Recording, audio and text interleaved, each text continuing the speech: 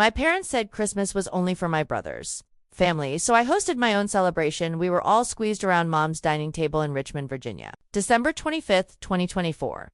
The tree lights twinkled, the ham was sliced, and the kids were tearing into stockings. I'd flown in 2 days early, paid for the entire spread $1,200 on groceries, gifts, and decorations, and wrapped every present under the tree. Then Mom set her coffee down and announced, "Christmas is really for Ethan's family now. You're single, Riley. You don't need all this." Dad nodded. Ethan smirked. His wife Claire actually clapped. My 3 nieces kept ripping paper, oblivious. I laughed. One short, quiet laugh that made the ornaments tremble. "Got it?" I said. I stood, grabbed my coat, and walked out into the snow. If you've ever been told you don't belong at your own holiday table, hit that subscribe button and stay with me, because the Christmas I threw next made the whole city talk. Growing up in Richmond, Ethan was the prince. I was the spare dot at 8. Ethan got a PlayStation and a dirt bike for Christmas. I got a $9 sweater from the clearance rack and a lecture about being grateful. His 10th birthday party had a bouncy castle and 20 friends. Mine was a homemade cake after Ethan's soccer practice. Mom said, "You're low maintenance, Riley. Ethan needs the attention." High school graduation, Ethan's party had catered barbecue, a DJ, and a new truck in the driveway. My party was canceled because Ethan needed braces that month. I promised myself I'd never make anyone feel invisible the way they made me feel. That promise turned me into the family ATM for 12 years. I became a project manager in tech, remote, high-paying. Ethan married Claire, quit his sales job, and decided to focus on the kids. I paid their $1,800 mortgage every month for 4 years. $86,400 total. Claire wanted a mommy makeover after baby number 3. $14,000. Ethan needed a reliable car for the kids. I bought the $42,000 Tahoe in my name.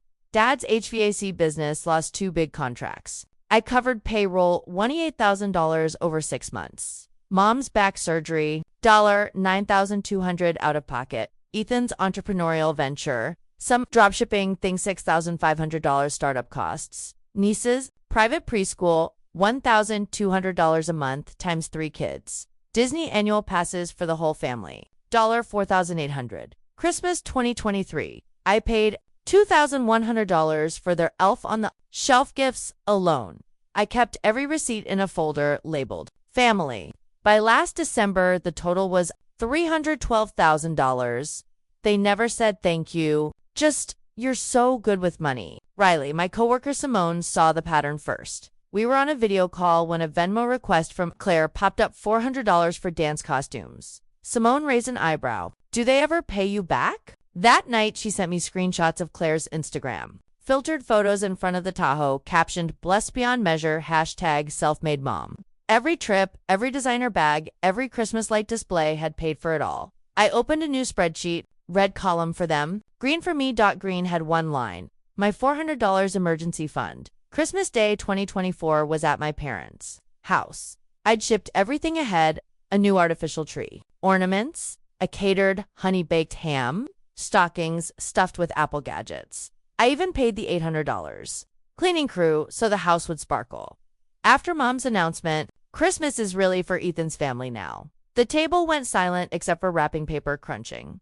Dad added, "You're always traveling anyway, Riley. Ethan's kids need the tradition." Claire smiled sweetly. "We'll send pictures."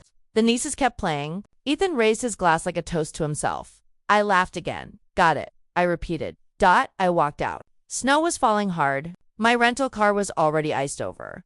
The revenge was a lavish celebration. December 26th, I booked the entire top floor of the Jefferson Hotel in downtown Richmond. Historic chandeliers, 20-foot tree, live jazz trio, 5-course dinner. Open bar. I invited Simone and 12 coworkers who had become my real family, plus 3 cousins who always texted me happy birthday even when no one else did. Total cost, $18,000. I wore the emerald velvet gown I'd never had an excuse to buy. We took photos under mist. The jazz band played Have Yourself a Merry Little Christmas. I posted one picture to my private Instagram, the table sparkling, everyone laughing, caption, "Found my family." I did not tag anyone from home. The smear campaign started before dessert. Mom posted a black and white photo of Ethan's kids looking sad by an empty tree. Caption, "Some people forget what Christmas is about." Dad shared it with praying hands. emoji.claire. Went live crying in the Tahoe. My sister-in-law abandoned us on Christmas. Please keep us in your prayers. Comments exploded. How disgusting. Poor babies. Heartless aunt. I turned off notifications. The begging started December 27th. Ethan called first. Riley, the kids are asking why Aunt Ree didn't come back. Can you at least Venmo for their after-Christmas gifts? I let it go to voicemail. Claire texted a novel about trauma and family bonds. Mom left 3 voicemails, each angrier. You're ruining Christmas for your nieces. Dad tried the guilt trip after everything we gave you growing up. I replied to every single one with the exact same line. Christmas is for Ethan's family, remember. Then I blocked the numbers. The collapse came faster than the snow melted. January 10th, the Tahoe was repossessed from the preschool parking lot while Claire was picking up the kids. January 15th, the mortgage company sent a default notice 3 months behind. February 1st, eviction notice taped to the front door. They moved into a 3-bedroom apartment off Hull Street. Thin walls, shared laundry room with coin machines that always eat quarters. Ethan took a night shift job at Amazon warehouse. Claire started bartending weekends. Mom sold her jewelry on Facebook Marketplace. Dad picked up handyman gigs for cash. Simone sent me a photo someone posted in a Richmond moms group. Claire folding tiny dance costumes in the apartment laundromat. Fluorescent lights buzzing overhead.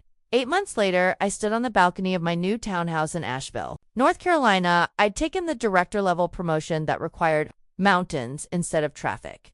The balcony overlooks the Blue Ridge Parkway. Sunrise paints everything gold. I started hiking every weekend. My camera roll is full of misty trails and wildflowers. Simone and I launched a holiday toy drive for single-parent families. Last year, we filled 180 wish lists. My tree. This year will be small, real, and decorated only by people who choose me back. I used to think love was measured in dollars. Transferred at 2 a.m., I was wrong. Love is who shows up when the Venmo request is 0. Love is laughter around a table you didn't have to pay for. Love is the quiet click of a door you finally closed. To everyone still buying a seat at a table that was never set for them. Your worth isn't in what you give others. It's in who you are. Drop a comment and tell me about the Christmas you finally celebrated for yourself. I read every single one. And if this story hit home, like, subscribe, ring the bell. Because the best gifts are the ones you give yourself when you stop wrapping them for people who never say thank you. Your worth isn't in what you give others. It's in who you are.